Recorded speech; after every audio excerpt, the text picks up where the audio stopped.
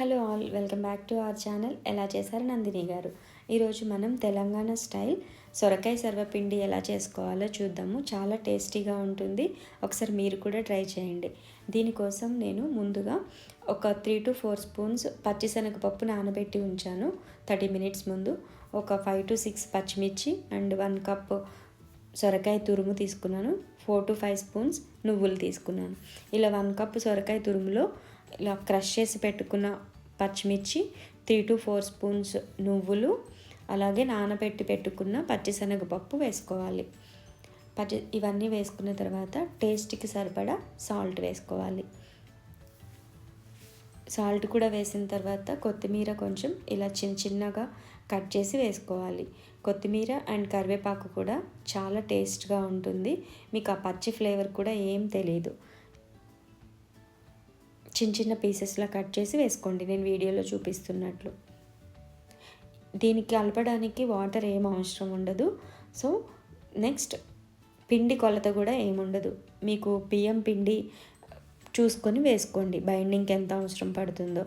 దీన్ని మనం same like chapati do ఎలా ప్రిపేర్ చేస్తామో అలానే కలుపుకుంటాము. వాటర్ కూడా ఏం యాడ్ చేయము.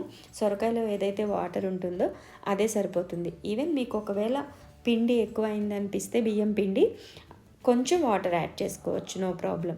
ఇలా చపాతీ డౌలాగా ప్రిపేర్ చేసుకోవాలి. మరీ ఎక్కువ గట్టిగా కూడా ప్రిపేర్ చేసుకోకూడదు.